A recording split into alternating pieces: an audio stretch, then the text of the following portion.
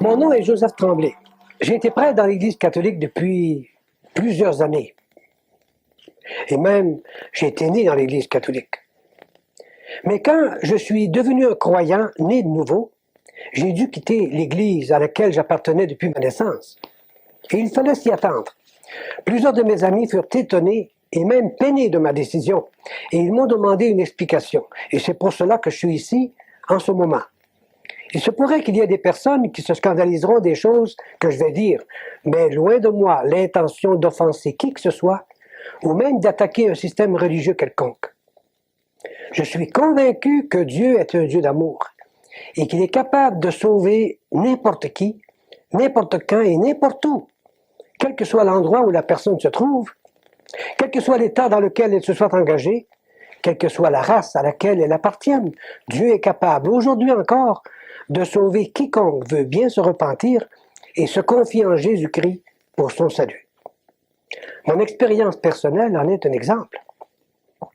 Le tout débuta en 1964 au Chili, pendant que j'étais missionnaire dans la congrégation des Oblats de Marie Immaculée, et eut son dénouement au Canada en 1966. Qu'est-ce qui s'est passé entre ces deux dates? Eh bien, le salut de mon âme. Depuis longtemps, Dieu me cherchait et me poursuivait. Et moi, je voulais bien me donner à lui aussi.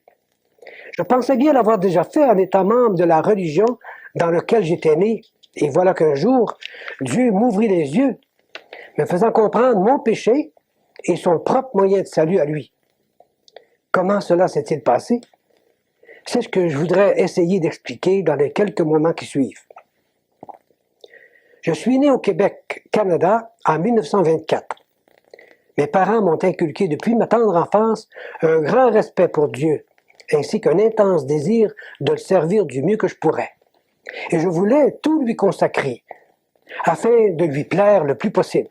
Selon ces mots de l'apôtre Paul, « Je vous exhorte, frères, par les compassions de Dieu, à offrir vos corps comme un sacrifice vivant, saint, agréable à Dieu, ce qui sera de votre part un culte raisonnable. » Alors c'est donc pour lui plaire que je lui consacrai ma vie dans l'état religieux et sacerdotal. Après plusieurs années d'études, je fus ordonné prêtre près de Rome, en Italie. Un an plus tard, j'étais envoyé comme missionnaire en Bolivie et au Chili, où je travaillais pendant plus de 13 ans. Oh, j'aimais beaucoup ce genre de travail. Et j'essayais de faire face à mes responsabilités le mieux que je pouvais, jouissant de l'amitié de tous mes compagnons de travail. Même s'ils regardaient avec une certaine ironie mes goûts prononcés pour l'étude de la Bible, cependant leurs invitations à partager avec eux mes découvertes me prouvaient leur approbation. Certains m'appelaient même Joe la Bible, mais je savais que malgré l'ironie cachée derrière cette appellation, ils m'enviaient. Mes paroissiens eux-mêmes appréciaient ce ministère de la parole de Dieu. Ils organisèrent un club de l'étude de la Bible à domicile, ce qui m'obligea à étudier sérieusement la Bible, tant pour préparer mes sermons dominicaux que pour me préparer à ces réunions improvisées.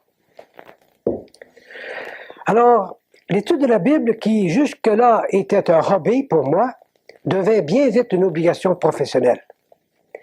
Je me rendis compte que les vérités qu'elle contenait étaient beaucoup plus claires que je pensais. Et d'un autre côté, je découvris que beaucoup de dogmes que j'avais étudiés en étaient absents.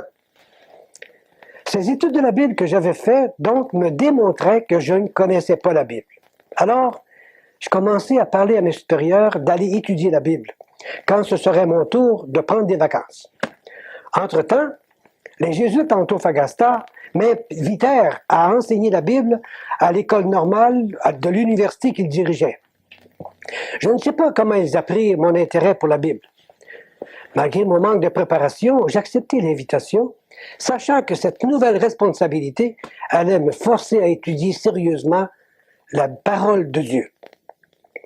Que d'heures, de nuit et de jours furent consacrées à la préparation de mes cours, mes réunions, mes sermons.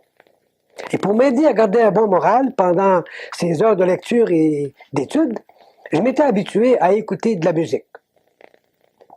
On m'avait donné un petit radiotransistor par l'intermédiaire duquel je pouvais écouter les plus beaux concerts sans avoir à tourner les disques.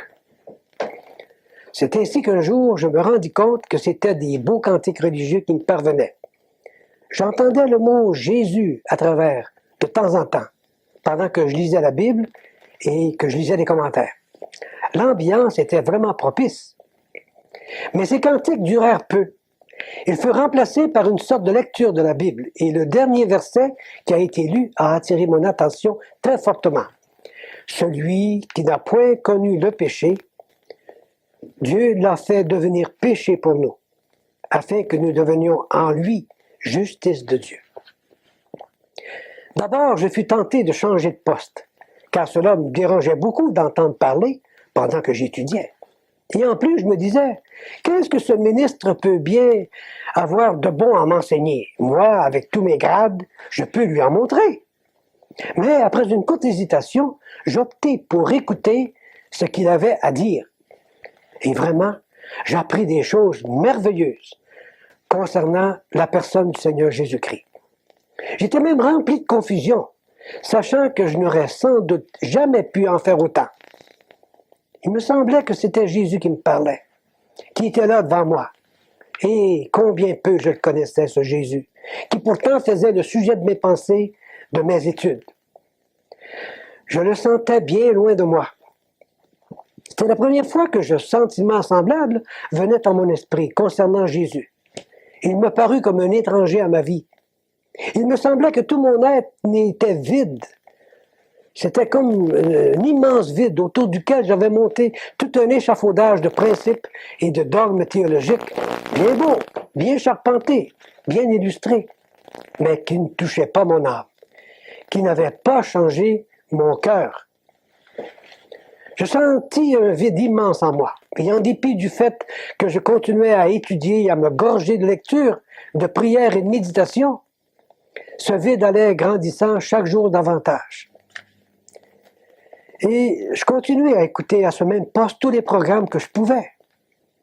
Et j'appris que cela venait de Quito, Équateur. C'était HCJB. J'appris aussi que ce poste était exclusivement consacré à prêcher l'Évangile dans le monde entier. Parfois, j'étais vraiment touché par tout ce que j'entendais. Et j'écrivais au poste directement pour les remercier et leur demander des renseignements. Ce qui me frappa le plus dans tout ce que j'entendais, ce fut l'insistance avec laquelle l'on parlait du salut par grâce, que tout le crédit du salut de l'homme était donné non pas à l'homme sauvé, mais au Seigneur Jésus, l'unique sauveur, que l'homme ne pouvait se glorifier de rien, que ses œuvres n'étaient qu'un vêtement souillé, que la vie éternelle ne pouvait être reçue dans un cœur que comme un don gratuit, que ce n'était pas une récompense en échange de mérites acquis, mais un don non mérité donné par Dieu à quiconque se repent de ses péchés et reçoit dans sa vie Jésus comme son sauveur personnel. Tout cela était du nouveau pour moi. Tout cela était contraire à ce que ma théologie m'avait enseigné, que le ciel et la vie éternelle ne pouvaient se gagner qu'à coup de mérite, de fidélité, de charité et de sacrifice. Ce que j'avais d'ailleurs essayé de faire durant tant d'années. Et comme résultat de mes efforts, je me disais, je ne suis pas plus avancé qu'avant. Si je commets un péché mortel, je m'en vais en enfer, si je meurs dans cet état-là. Ma théologie m'avait enseigné le salut par les œuvres et les sacrifices. Et je découvre dans la Bible un salut gratuit. Ma théologie ne me donne pas l'assurance du salut. La Bible m'offre cette assurance. Je me vois confus. Peut-être devrais-je arrêter d'écouter ces émissions évangéliques. Cette lutte en moi était en train de prendre d'alarmantes proportions. Je souffrais dans tout mon corps et dans mon cœur aussi. Des maux de tête, insomnie, crainte de l'enfer. Je n'avais plus envie de dire la messe, ni d'entendre des confessions. Mon âme avait davantage besoin de pardon et de consolation que toutes les autres âmes au contact desquelles je venais. Et j'évitais tout le monde. Mais Dieu continuait à me parler dans la solitude de mon cœur angoissé. Tant de questions surgissaient à mon esprit, tant d'inquiétudes bouillonnaient dans mon cœur. Et la parole de Dieu vint à mon secours, répandant un baume rafraîchissant sur les chaleurs que je ressentais.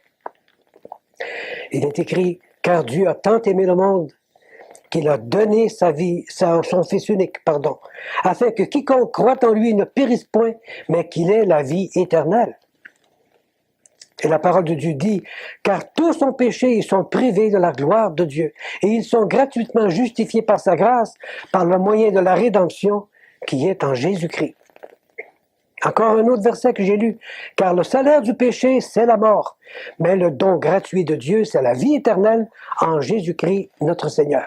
Et beaucoup d'autres textes qui me viennent à l'esprit, textes que je connaissais maintenant pour les avoir souvent écoutés sur les ondes de HCJB.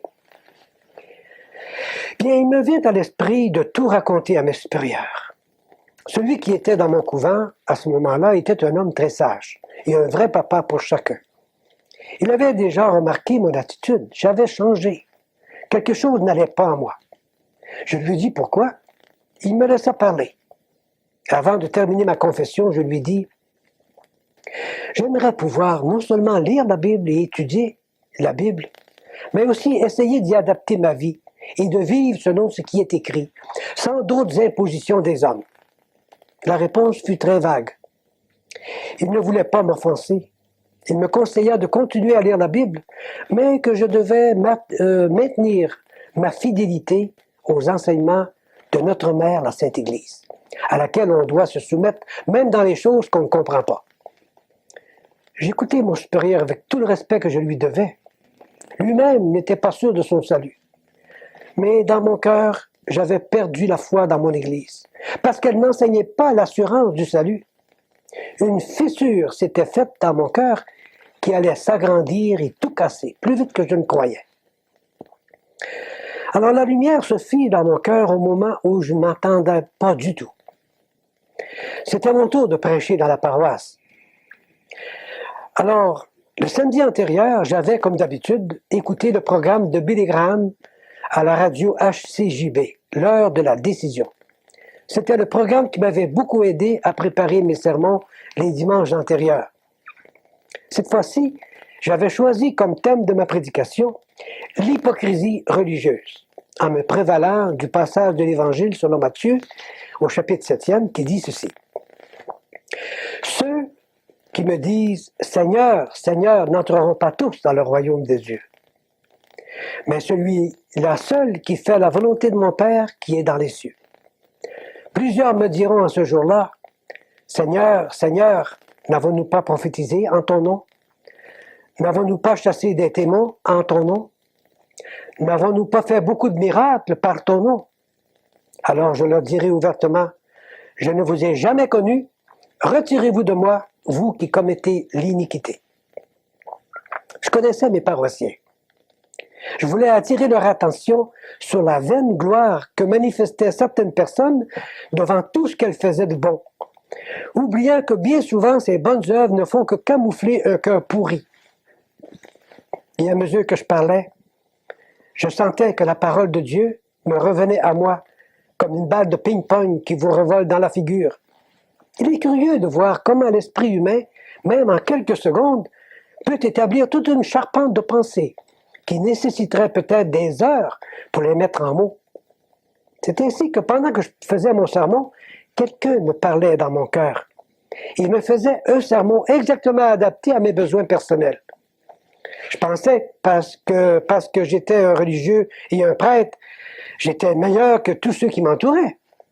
Et pourtant, moi aussi, cette parole résonnerait un jour à mes oreilles. « Je ne t'ai jamais connu. Retire-toi de moi. » Et j'entendais mes propres arguments devant cette menace et cette condamnation. Comment est-ce possible, mon Dieu, que tu ne me connaîtras pas? Ne suis-je pas religieux? Ne suis-je pas ton prêtre? Regarde tous les sacrifices que j'ai faits jusqu'à date.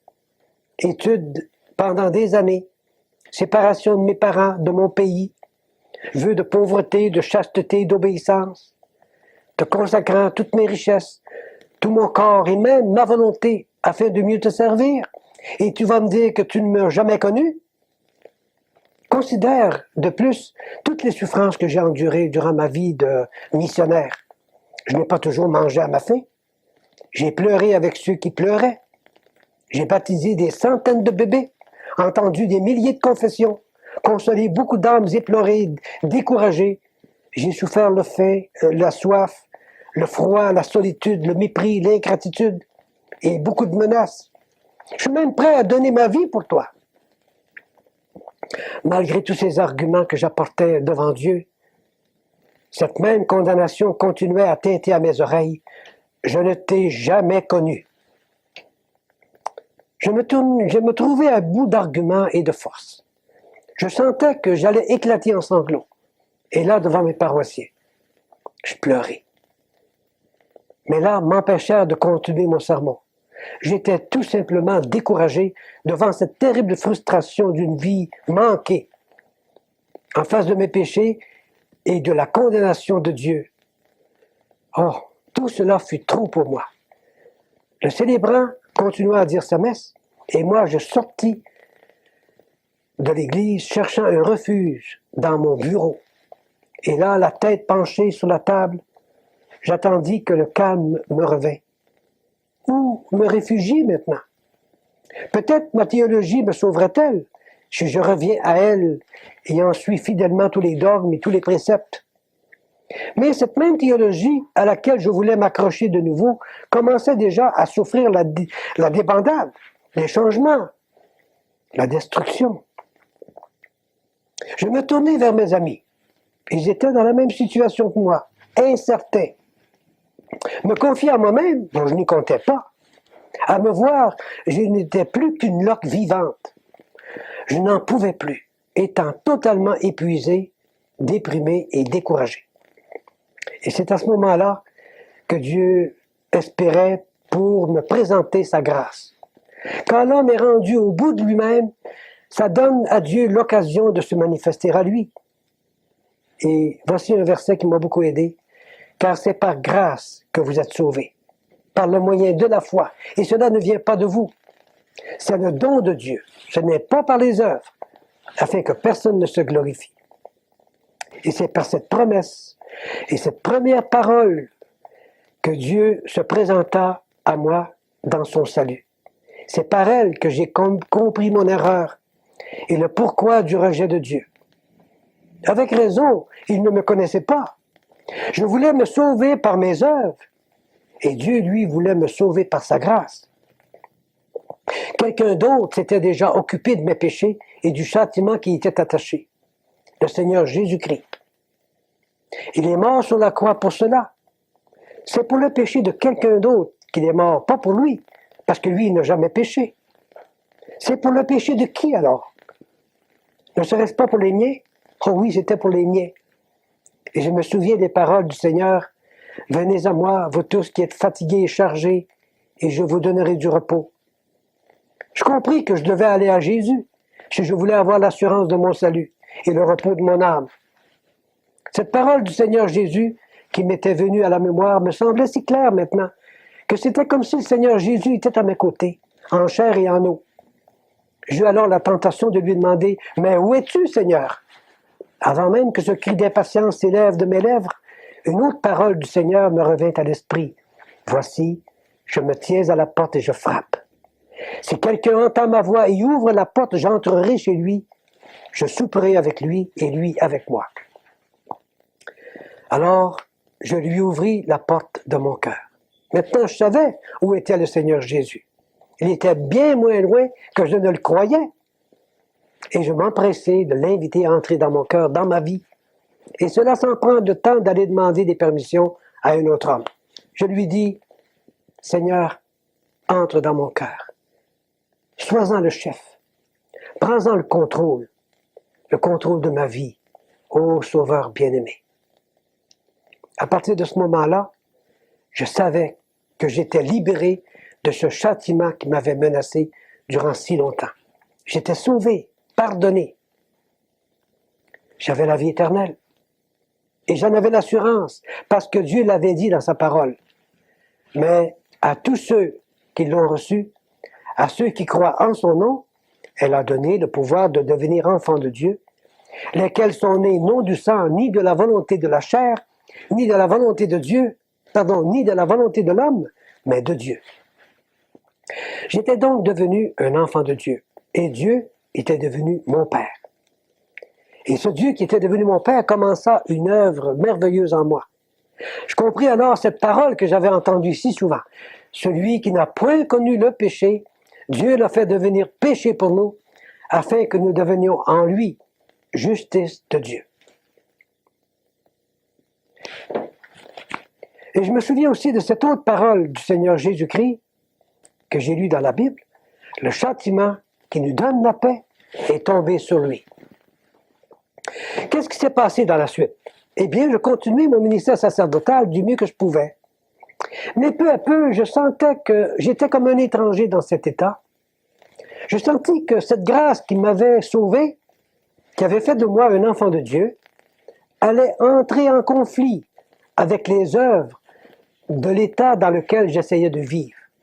J'étais heureux parce que j'avais l'assurance de mon salut, mais j'étouffais en même temps, dans un cadre qui essayait de me pousser à faire des œuvres pour mériter mon salut.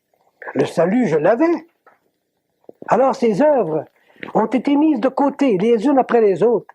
Même ma prédication changea d'orientation et de présentation. Tout ce qui m'intéressait maintenant, c'est ce que Jésus avait fait et ce qu'il était. De sorte que je délaissais les thèmes préparés d'avance par l'organisation liturgique du diocèse pour consacrer tous mes efforts sur la personne et l'œuvre de mon Sauveur bien-aimé, le présentant comme tel aux paroissiens qui étaient abasourdis, ahuris, mais bien souvent aussi édifiés. Quoique je me sentais à l'aise envers Dieu, en ce qui concerne le salut parfait opéré par lui en moi, par son Fils, cependant, je ne me sentais pas à l'aise envers moi-même, ni envers les gens qui m'entouraient. Je portais un costume qui montrait que je suivais une religion basée sur des œuvres pour être sauvé. Tandis que dans mon cœur, je savais que Dieu m'avait pardonné sur la base de ce que son Fils avait fait une fois pour toutes sur la croix du Calvaire. Un sentiment d'hypocrisie s'empara de moi, produisant une situation qui allait devenir intenable, insupportable. Et c'est alors que je demandais à mes supérieurs d'accepter ma démission, sans trop comprendre pourquoi je voulais partir. Ils m'avaient en effet choyé de bien des manières. Rien ne me manquait. Selon eux, c'est vrai que rien ne me manquait en ce qui concerne le vêtement, le manger, le logement, la santé. Mais maintenant que j'avais l'assurance de mon salut, le Seigneur Jésus était devenu mon maître, je n'avais plus rien à faire pour me mériter ce salut gagné pour moi par Christ à un si grand prix. Vous savez, quand un criminel vient au Seigneur en se confiant en lui pour son salut, il ne fait plus les choses criminelles qu'il faisait.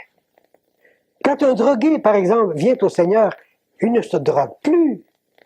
Quand un adultère vient au Seigneur, il ne commet plus de péché d'adultère. Cela signifie que ce salut, le salut que quelqu'un expérimente, change sa vie.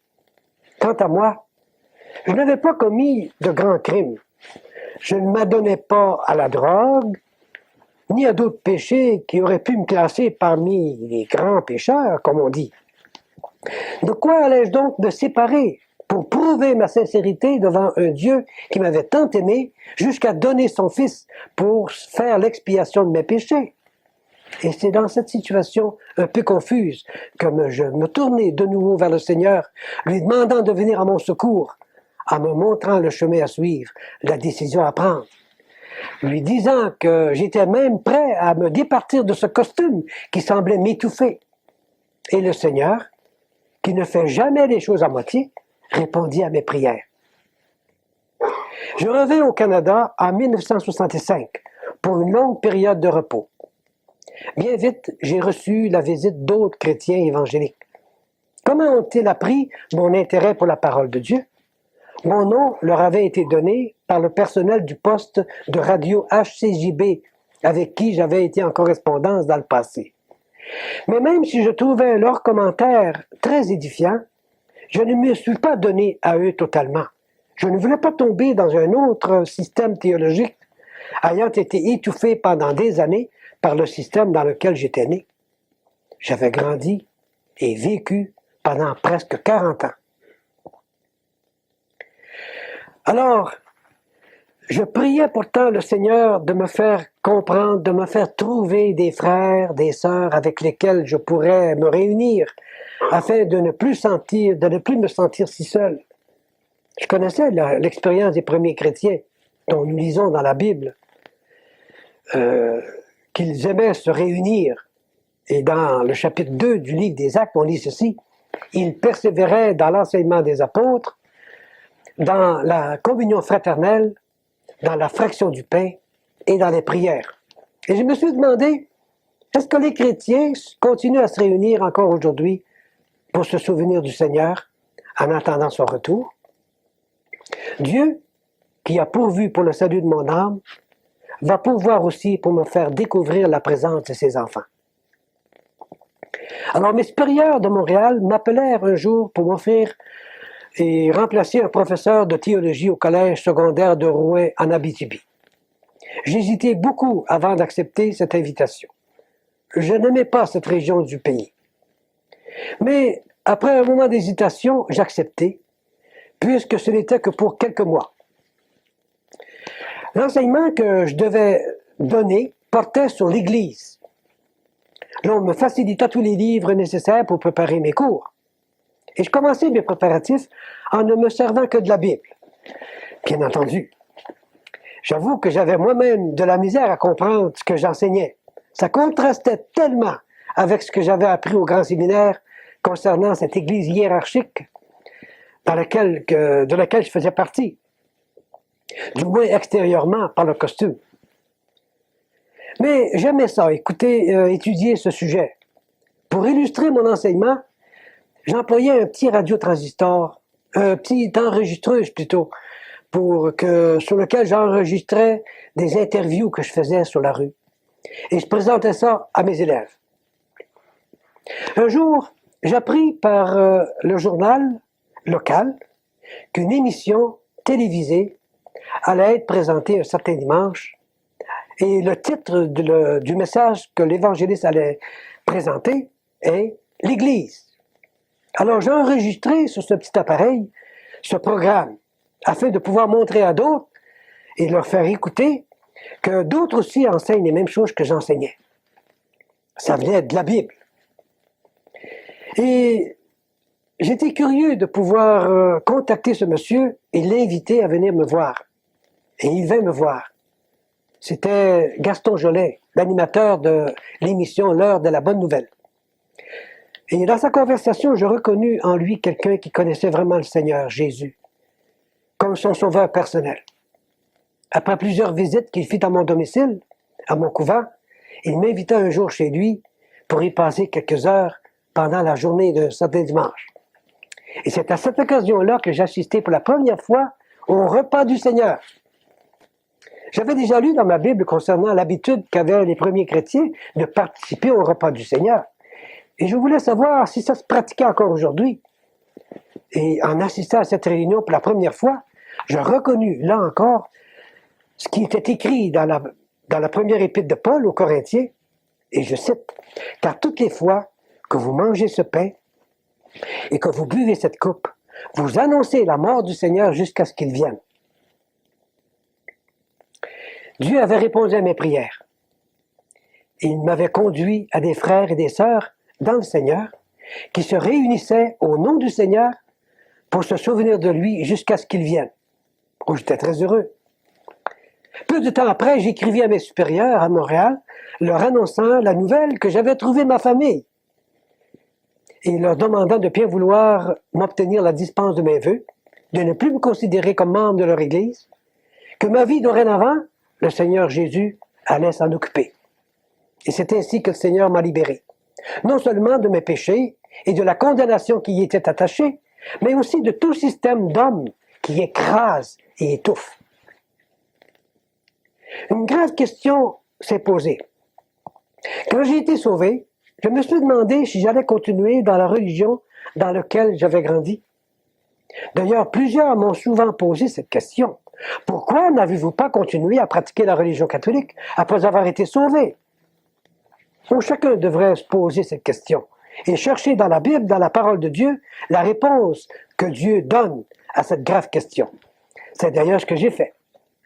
Et en décrivant mon exercice spirituel devant cette grande question et la manière dont le Seigneur m'a dirigé, peut-être que d'autres personnes seraient-elles aidées à résoudre aussi leurs problèmes.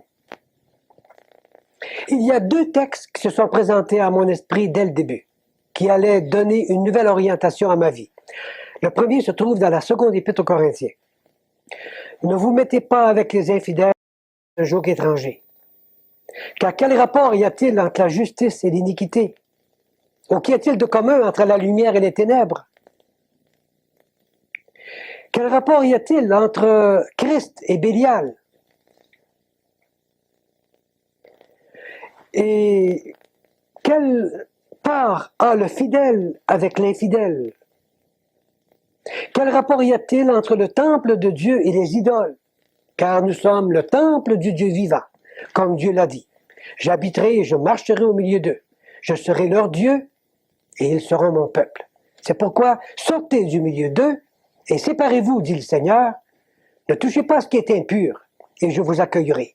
Je serai pour vous un père et vous serez pour moi des fils et des filles, dit le Seigneur Tout-Puissant. Ici, le Seigneur me demande de sortir d'un système qui lui déplaît. Et je me demandais, de quel système est-il question? On m'avait toujours enseigné que ma religion était la meilleure, et qu'en dehors de l'Église, point de salut.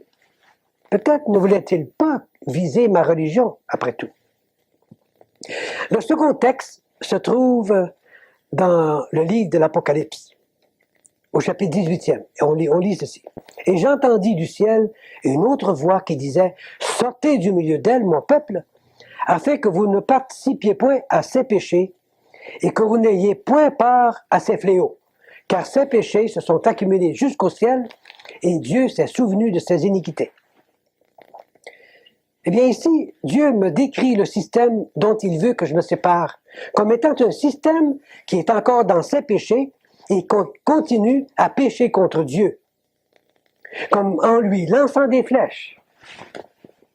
Mais quel était le système dont il est fait mention? Est-ce possible que j'en fasse partie sans le savoir? Et c'est alors que j'ai passé en revue toute ma vie, vérifiant par les Écritures tout ce que je faisais et tout ce que j'étais. Tout comme on le lit dans le livre des Actes concernant les chrétiens de Bérée, qui dit ceci, « Ces Juifs avaient des sentiments plus nobles que ceux des Thessaloniques. Ils reçurent la parole avec beaucoup d'empressement. Ils examinaient chaque jour les Écritures pour savoir si ce qu'on leur disait était exact. Alors je me suis donc mis à étudier les Écritures pour savoir si ce qu'on m'avait enseigné et ce que je faisais était conforme à la parole de Dieu. Et le résultat de mon examen, eh bien, voici le résumé dans les quelques lignes ou dans les quelques paroles qui suivent.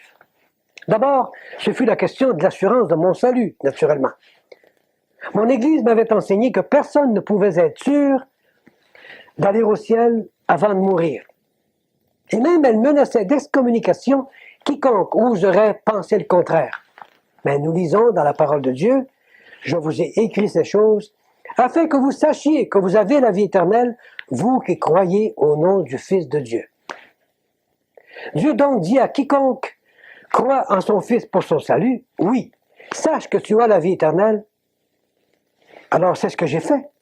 Je me suis repenti et j'ai mis ma foi pour mon salut dans la personne et l'œuvre du Seigneur Jésus-Christ.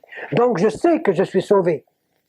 Les hommes avec leur théologie disent « Non, tu ne peux pas être sûr. Personne ne peut être sûr. » Qui a raison? C'est Dieu, naturellement. C'est juste pour que nous ayons l'assurance d'être sauvés que Dieu a dit ces choses dans la parole. Un autre point qui m'a paru être en désaccord avec la parole de Dieu, c'est la question du pardon des péchés. C'est un grand problème que l'homme veut résoudre. Eh bien, ce grand problème, c'est celui de savoir comment ces péchés peuvent être pardonnés et que seul le Seigneur Jésus peut les pardonner. En ce qui me concerne, j'avais fait tout ce qui était en mon pouvoir pour obtenir cette sécurité et cette paix, en me soumettant à tout ce que mon Église m'avait enseigné. Chaque semaine, après avoir fait mon examen de conscience, je me confessais à un autre prêtre.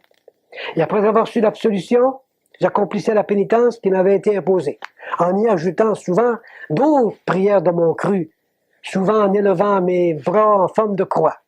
Et malgré tout cela, j'étais toujours dans un état de tourment intérieur, essayant de découvrir quelle sorte de péché j'aurais pu avoir caché dans le fond de mon cœur et que j'aurais oublié de confesser. Quel tourment!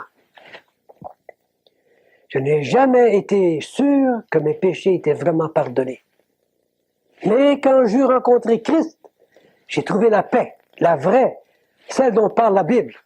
Et je cite, « Étant donc justifiés par la foi, nous avons la paix avec Dieu par notre Seigneur Jésus-Christ. » Il y a un autre verset qu'on lit, « Tous les prophètes rendent de lui le témoignage que quiconque croit en lui reçoit par son nom le pardon des péchés. » Ces paroles sont de Dieu même, parlant par la bouche ou la plume de Pierre ou de Paul, c'est ce grand apôtre Pierre en particulier, à qui le Seigneur Jésus avait dit, « Ceux à qui vous pardonnerez les péchés, ils leur seront pardonnés. Et ceux à qui vous les retiendrez, ils leur seront retenus. » Ce n'est pas vers sa propre personne que Pierre demande aux gens de venir pour qu'ils confessent leurs péchés. Comment se fait-il que l'on m'ait enseigné que confesser nos péchés à un autre homme avait été ordonné par le Seigneur Jésus? Le Seigneur Jésus a demandé à ses apôtres et à tous ses disciples de prêcher l'Évangile qui donnerait aux gens l'opportunité de savoir que leurs péchés pouvaient être pardonnés. Et je cite un passage dans la première épître aux Corinthiens. « Je vous rappelle, frères, l'Évangile que je vous ai annoncé, que vous avez reçu, dans lequel vous avez persévéré et par lequel vous êtes sauvés, si vous le retenez dans les termes que je vous l'ai annoncés. Autrement, vous auriez cru en vain. Je vous ai enseigné avant tout, comme je l'avais aussi reçu, que Christ est mort pour nos péchés selon les Écritures, qu'il a été enseveli et qu'il est ressuscité le troisième jour selon les Écritures. » C'est donc vrai que par l'Évangile, nous venons à connaître Christ et que nos péchés sont pardonnés par lui pour quiconque met sa foi en lui pour son salut. Moi, je me suis confié à lui pour mon salut, donc mes péchés sont pardonnés. Parfois, il y a des doutes qui surviennent, mais je me dis, le Seigneur l'a dit et il a raison. C'est lui qui me donne l'assurance et cela me suffit. Et j'ai la paix dans mon cœur. C'est sans doute cela qu'a compris Corneille, dont parle le livre des Actes. Et je cite, « Cet homme était pieux et craignait Dieu, avec toute sa maison. Il faisait beaucoup d'aumônes au peuple. Il priait Dieu continuellement. Un ange lui apparut tout à coup et lui ordonna de faire venir l'apôtre Pierre, qui lui parlerait du Seigneur, et lui dirait, remarquez bien, il lui dirait des paroles par lesquelles il serait sauvé, lui et toute sa maison. » En d'autres termes, il fallait que Corneille entende les paroles de l'Évangile s'il voulait être sauvé. Si Corneille reçoit cet Évangile qui sauve, alors ses péchés seront pardonnés. Quel soulagement! Savoir que le pardon des péchés s'obtient non par une série interminable de prières, de sacrifices, de pratiques religieuses, mais plutôt en mettant sa foi dans la personne et l'œuvre du Seigneur Jésus. Et je cite un autre verset dans le livre des Actes qui dit « Sachez donc, frères, que c'est par lui que le pardon des péchés vous est annoncé, et que quiconque croit est justifié par lui de toutes les choses dont vous ne pouviez être justifiés par la loi de Moïse. » S'il y a des gens qui enseignent une autre doctrine, imposant la confession des péchés à d'autres hommes qui sont également des pécheurs, ces gens-là tombent dans la catégorie des faux docteurs et commettent un grand péché contre Dieu. J'étais un de ces gens-là. Par conséquent, j'ai arrêté d'entendre des confessions des autres et aussi de confesser mes propres péchés à d'autres personnes. Selon la Bible, le salut est totalement gratuit.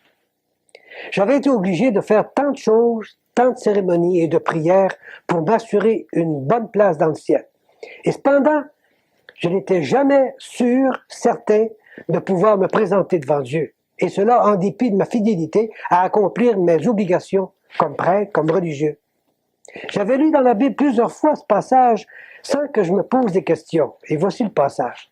« Car c'est par la grâce que vous êtes sauvés, par le moyen de la foi. Et cela ne vient pas de vous, c'est le don de Dieu. Ce n'est point par les œuvres afin que personne ne se glorifie. » Mais c'est comme si mon intelligence aurait été enténébrée.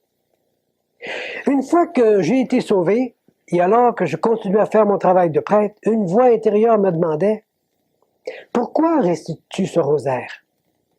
Et sais-tu pas que le salut est une grâce de Dieu, un don, un cadeau de Dieu? » Alors, en obéissance à la parole de Dieu, j'ai arrêté de faire des choses que j'avais l'habitude de faire dans le but de me gagner mon salut et une meilleure place dans le ciel. Quand je les faisais, c'était comme si je méprisais le Seigneur Jésus. C'était comme s'il n'avait pas fait assez pour moi, ou bien comme s'il ne l'aurait pas fait avec assez de perfection.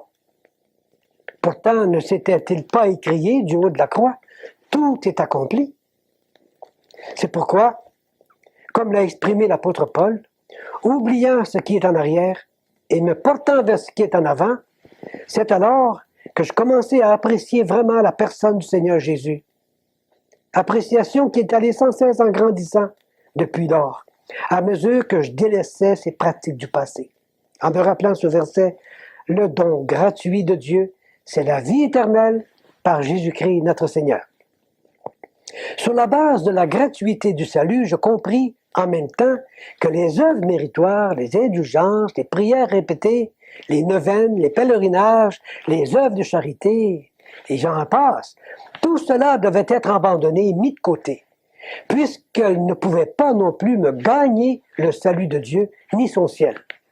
Dieu avait dit, « Nous sommes tous comme des impurs, et toute notre justice est comme un vêtement souillé. » Je compris en même temps que, si bien le salut de Dieu ne peut pas s'acheter, cependant, il y a des œuvres qui suivent le salut, qui sont des résultantes du salut.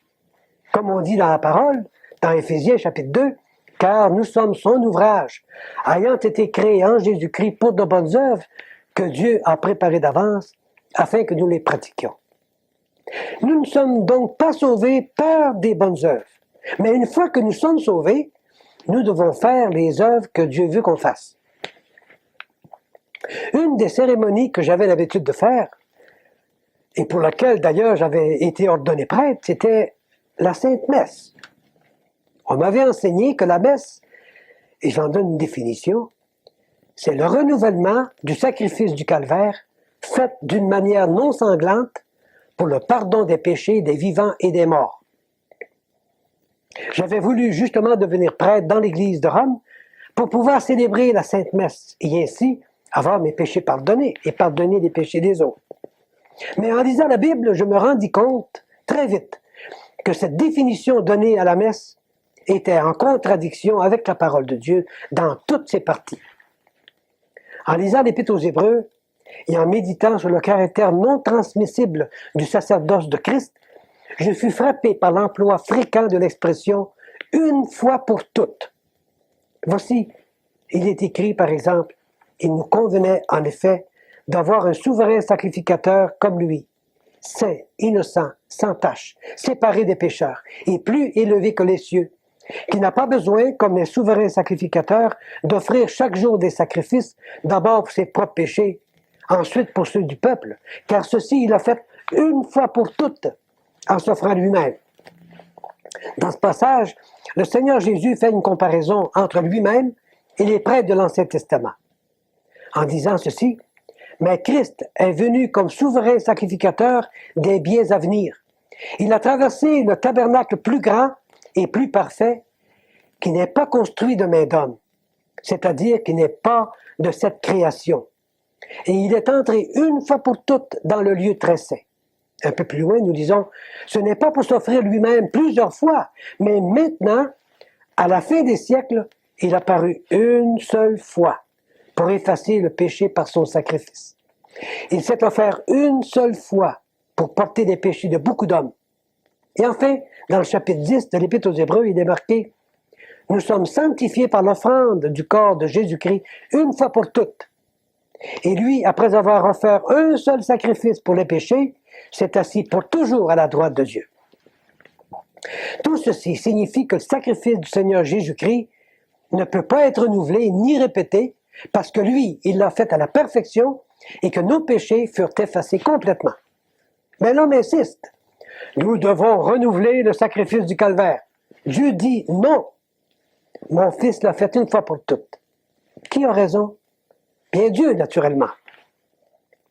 Et l'homme commet un grave péché contre Dieu en voulant renouveler ou répéter ce qui a été fait par Dieu parfaitement et une fois pour toutes. Je sais par expérience que ce renouvellement apporte beaucoup d'argent dans les mains de ceux qui célèbrent la messe.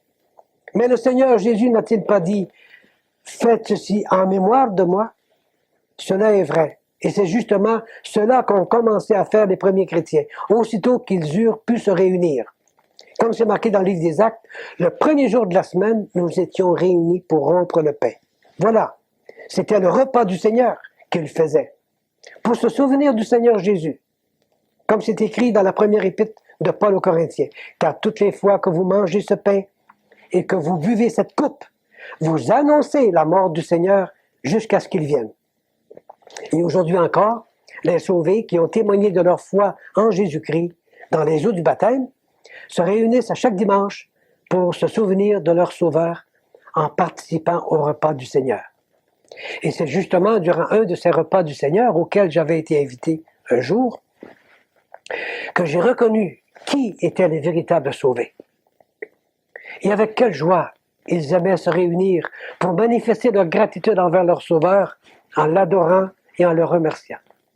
Ce repas du Seigneur était célébré non pas pour que les péchés soient pardonnés, mais justement parce que leurs péchés avaient été pardonnés déjà, à cause du Seigneur Jésus-Christ qui a livré son corps sur la croix du Calvaire et qui a versé son sang en expiation pour les péchés. La question du pardon des péchés est réglée pour les sauvés. Quelle différence avec la messe du système auquel j'avais appartenu? La messe était célébrée pour obtenir le pardon des péchés. Mais la Bible dit, sans effusion de sang, il n'y a pas de pardon.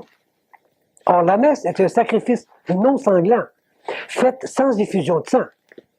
Alors, je comprends pourquoi il n'y avait pas de pardon des péchés.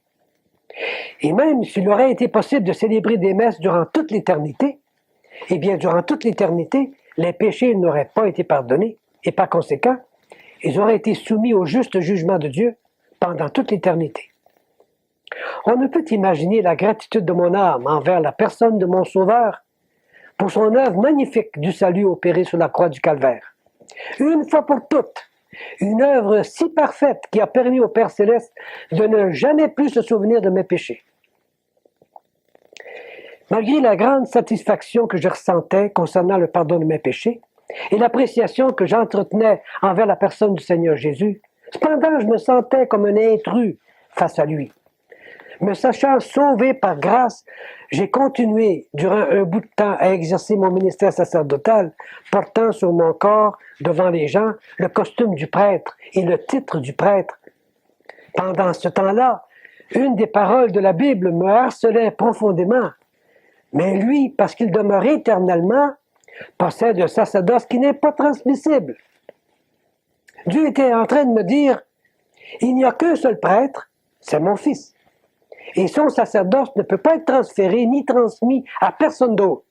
Mais encore là, l'homme avec sa théologie rétorque, il nous faut des prêtres, puis on va s'en faire. Qui a raison? Dieu, naturellement. Quand j'eus renoncé au sacerdoce humain, j'ai commencé à comprendre le plan que Dieu avait à l'égard de tous les croyants. Il a voulu les faire un avec Christ et en Christ, intégrés à l'état sacerdotal de son Fils dans le ciel. Comme on lit dans la parole de Dieu, première épître de Pierre. Et vous-même, comme des pierres vivantes, édifiez-vous pour former une maison spirituelle, un saint sacerdoce, afin d'offrir des victimes spirituelles agréables à Dieu par Jésus-Christ. Cela signifie que tous les croyants, tous ceux qui sont sauvés par la foi en Jésus-Christ, qu'ils soient hommes ou femmes ou enfants, sont tous membres de la famille sacerdotale du Seigneur Jésus-Christ. On m'a fait l'objection suivante. Comment est-ce possible que tant de prêtres, d'évêques, que le pape même, qui ont exercé une si grande influence sur la société, qu'ils se soient tous trompés? Incompréhensible, en effet. Toutes ces personnes ont accompli des choses merveilleuses pour le bien-être des gens, partout dans le monde. Mais en ce qui me concerne, J'étais convaincu que tout en étant moi-même un prêtre dans cette religion, selon la Bible, je n'étais pas même un enfant de Dieu. Que si je suis parvenu à me faire ordonner prêtre, ce sacerdoce me fut communiqué par une pure ordination humaine. Il ne venait pas de Dieu. L'on m'avait ordonné prêtre parce que, antérieurement, j'avais été confirmé ou j'avais été baptisé, j'avais reçu d'autres sacrements. Et si je n'avais pas été baptisé avant, on ne m'aurait jamais ordonné prêtre. Le baptême dont on m'a baptisé, comme étant petit bébé, a été, selon cette religion, mon entrée dans le christianisme. J'ai appris plus tard que, par ce baptême, j'étais devenu un enfant de Dieu. Mais je sais maintenant qu'on ne devient pas un enfant de Dieu, ni par une cérémonie religieuse quelconque, ni par aucune œuvre qu'on pourrait faire. C'est plutôt par la foi en Jésus-Christ qu'on devient un enfant de Dieu. Alors, si mon baptême ne faisait pas de moi un enfant de Dieu, à quoi m'auraient servi les autres sacrements que j'avais reçus après ou que j'aurais pu recevoir plus tard? Même si on m'avait consacré évêque, cela n'aurait pas servi à grand-chose. Et que se serait-il passé si on m'avait couronné pape? C'est le Seigneur Jésus-Christ qui a demandé à tous ceux qui croiraient en lui qu'ils témoignent de leur foi publiquement, et ce témoignage exigé par le Seigneur se fait par le baptême par immersion. Ce baptême démontre devant tout le monde, d'une manière visible, ce qui s'est passé d'une manière invisible dans l'âme de chacun quand Dieu a sauvé cette personne-là. C'est une cérémonie qui décrit notre identification avec le Seigneur, dans sa mort, dans son ensevelissement et dans sa résurrection. Le baptême ne sauve personne. Il ne fait que démontrer d'une manière illustrative ce qui s'est passé quand on a été sauvé. Mais l'homme dit, il faut se faire baptiser pour recevoir la vie de Dieu. Dieu dit non. Le salut est un don gratuit, donné à quiconque se repent et croit à mon Fils. Qui a raison? Dieu, naturellement. On m'a accusé d'avoir perdu la foi dans le pape. Je m'y attendais. La parole de Dieu vint en mon secours. On m'avait enseigné que le pape est le chef visible de l'Église et que Christ en est le chef invisible. Et pour me le prouver, on m'a cité des paroles que le Seigneur Jésus a dites un jour à l'apôtre Pierre. Et moi, je te dis que tu es Pierre, et que sur ce roc, je bâtirai mon Église, et que les portes du séjour des morts ne prévaudront point contre elle. Ce passage est dans l'Évangile de Matthieu. Mais je sais que le mot roc ici ne correspond pas à Pierre. C'est bien le Seigneur Jésus-Christ lui-même qui est le roc. C'est lui qui est le rocher, le roc, la pierre angulaire de l'édifice qu'il allait construire. C'est d'ailleurs symbolisé dans l'Ancien Testament par ce rocher d'où a coulé l'eau qui a rassasié le peuple hébreu dans le désert. Vous vous souvenez? C'est marqué dans la première épître de Paul aux Corinthiens, ceci, ils ont tous bu le même breuvage spirituel, car ils buvaient à un rocher spirituel qui les suivait, et ce rocher était Christ. Ce fut donc très clair pour moi.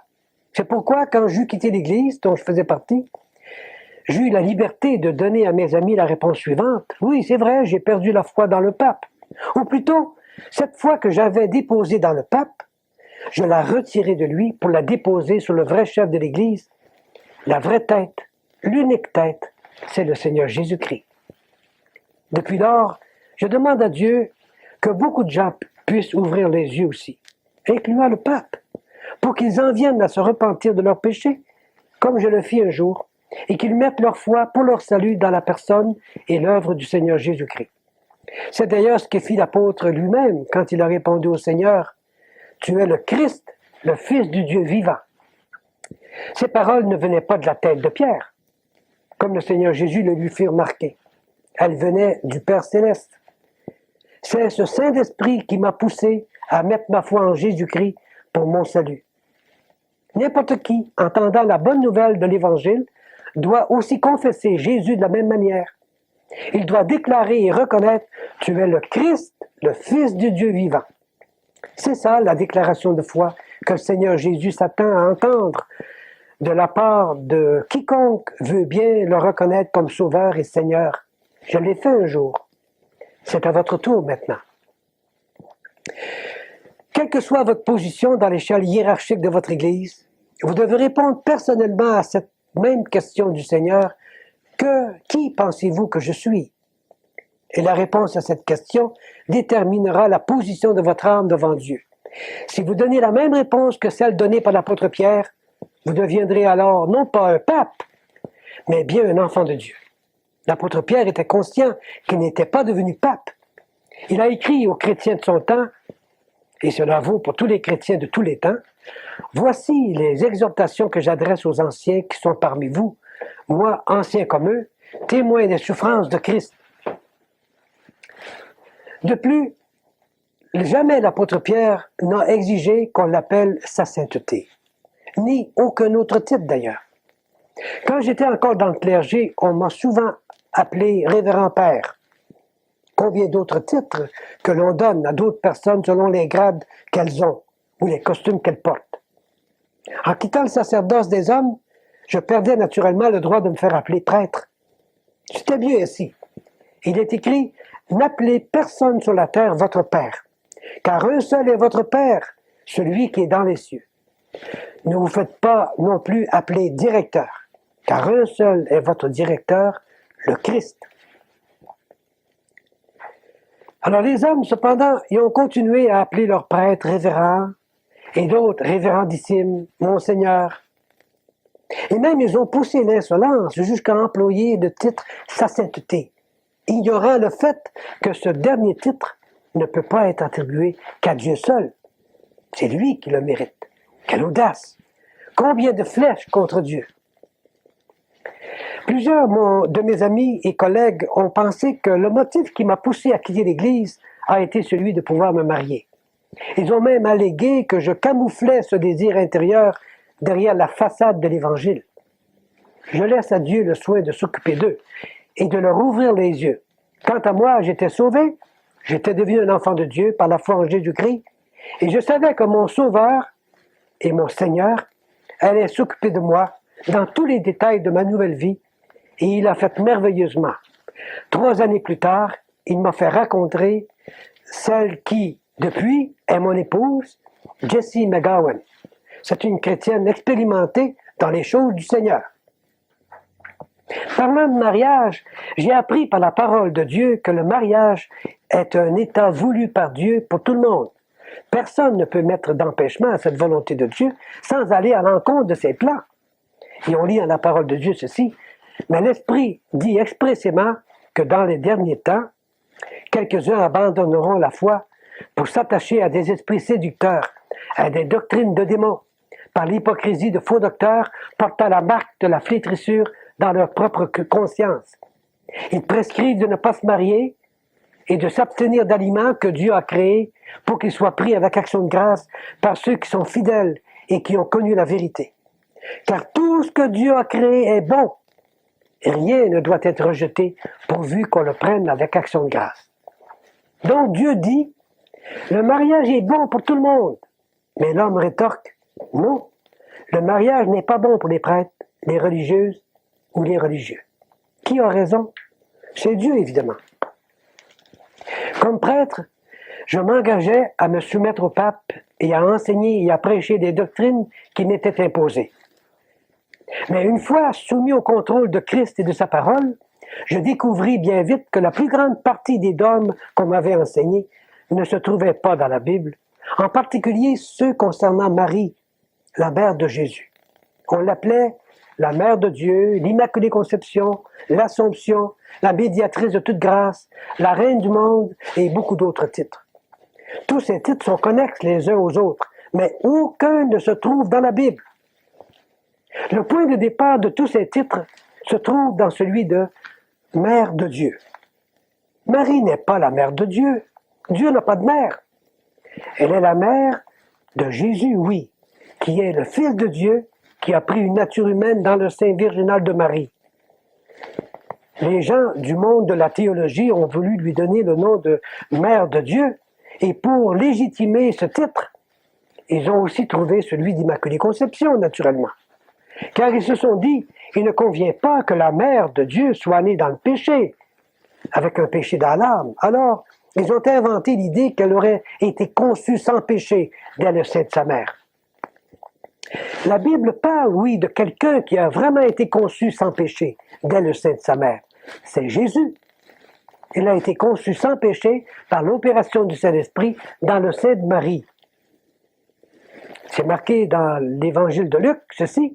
L'ange lui répondit, « Le Saint-Esprit viendra sur toi, et la puissance du Très-Haut te couvrira de son ombre.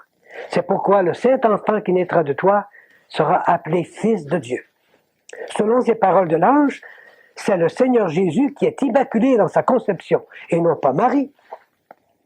Selon la Bible, donc, Marie, tout comme les autres personnes qui sont nées dans ce monde, depuis le péché d'Adam, tombe elle-même dans la catégorie des pécheurs. Elle a eu besoin d'un sauveur, tout comme vous et moi. C'est bien ce qu'elle-même a compris quand elle s'est exclamée dans son cantique de Magnificat, « Mon âme exalte le Seigneur, et mon esprit se réjouit en Dieu, mon sauveur. » Si Marie a appelé Jésus son sauveur, c'est qu'elle avait besoin d'être sauvée, d'être bénéficiaire elle aussi de ce salut offert gratuitement à quiconque se repent et croit. Et comme conclusion, Marie n'est pas immaculée dans sa conception. Si elle n'est pas immaculée dans sa conception, les autres titres qui lui sont attribués ne valent pas non plus. Ces titres ne sont que des résultats de la des hommes, contre laquelle le Saint-Esprit nous met en garde.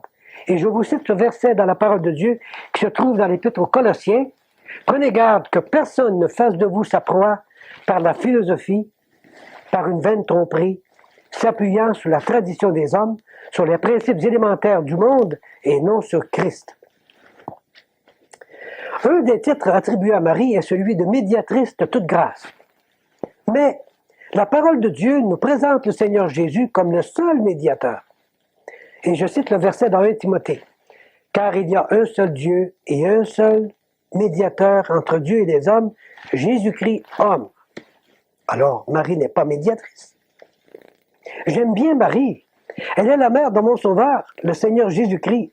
De plus, c'est elle qui, en ce qui me concerne, m'a présenté son Fils. Elle m'a mis en contact avec le Sauveur de mon âme. Ce fut en effet une parole sortie de sa bouche lors des noces de Cana qui m'a personnellement permis de porter mon attention vers le Seigneur Jésus-Christ. Elle a dit au serviteur, « Faites tout ce qu'il vous dira. » Eh bien, c'est ce que j'ai fait moi-même. Je me suis mis à l'écoute du Seigneur Jésus, sous l'invitation de Marie. Je me suis mis à l'écoute du Seigneur par la lecture de la Bible, qui est la parole du Seigneur. Le résultat, le salut de mon âme. Je suis sauvé. Marie a appelé Jésus mon sauveur. Moi aussi, je l'ai appelé mon sauveur, parce que je l'ai reconnu comme celui qui a porté mes péchés sur la croix, qui est mort à ma place et qui est maintenant vivant pour me donner sa vie et vous la donner à vous aussi. N'aimeriez-vous pas, à votre tour, cher ami, vous mettre à l'écoute du Seigneur Jésus et vous confier à lui pour votre salut?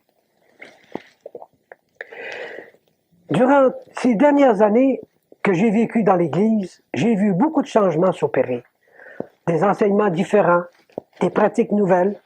Maintenant que j'appartiens à l'Église du Seigneur, je regarde en arrière et je me réjouis d'avoir quitté un système humain qui est soumis à tant de changements et qui crée tant de confusion. C'est le sort qui attend toute organisation humaine. Tout ce qui est humain change. Mais la parole de Dieu ne change pas.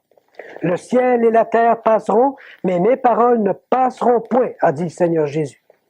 Se confier à cette parole de Dieu donne une grande confiance, une forte assurance et un grand repos d'esprit. Tandis que le fait de se confier dans la parole des hommes, leur doctrine, ne fait que laisser un arrière-goût d'inquiétude, en plus de tomber sous la malédiction de Dieu. On m'a demandé, comment se fait-il que tu aies accepté toutes ces doctrines pendant des années et que maintenant tu les rejettes toutes? Mais la réponse, j'étais aveugle. Maintenant je vois. Le Seigneur Jésus m'a ouvert les yeux du cœur pour que je sois sauvé et les yeux de mon intelligence pour que je comprenne ce qu'il me laisse comprendre par son Saint-Esprit. Il est écrit, si notre évangile est encore voilé, il est voilé pour ceux qui périssent, pour les incrédules dont le Dieu de ce siècle a aveuglé l'intelligence afin qu'ils ne voient pas briller la splendeur de l'évangile de la gloire de Christ qui est l'image de Dieu. J'ai ouvert ma Bible et j'ai laissé Dieu regarder le fond de mon cœur pour qu'il me révèle à moi-même le mal qu'il trouverait à l'intérieur. Et le Saint-Esprit a fait tout le travail. Il m'a convaincu de péché, m'a poussé à la repentance et m'a jeté tel que j'étais dans les bras de mon Sauveur. L'Éternel est près de ceux qui ont le cœur brisé.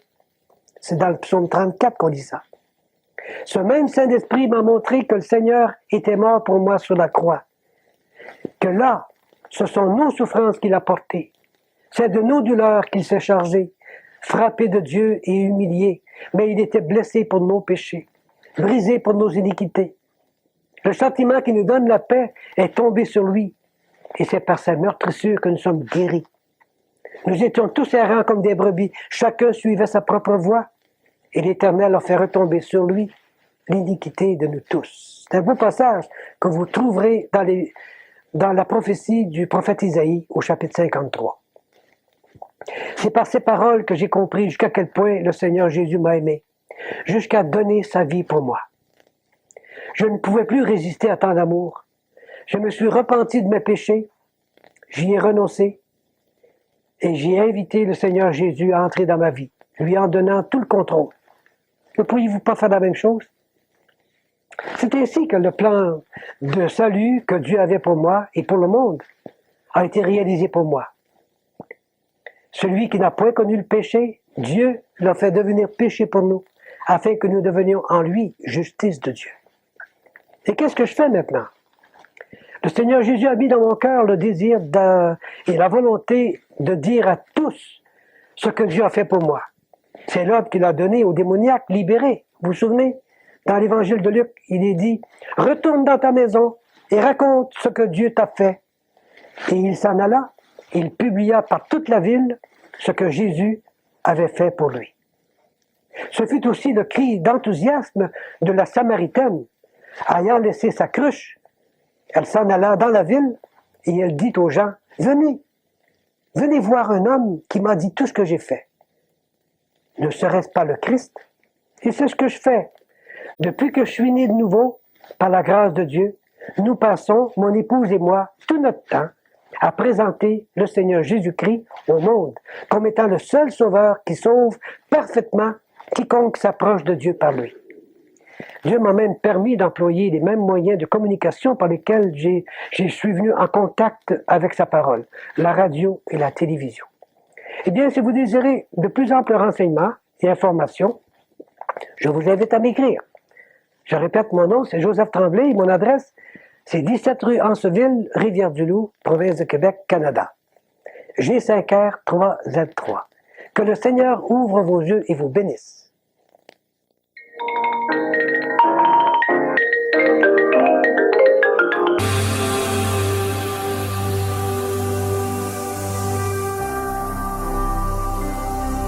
Jésus-Christ TV, vous connaîtrez la vérité et la vérité vous affranchira.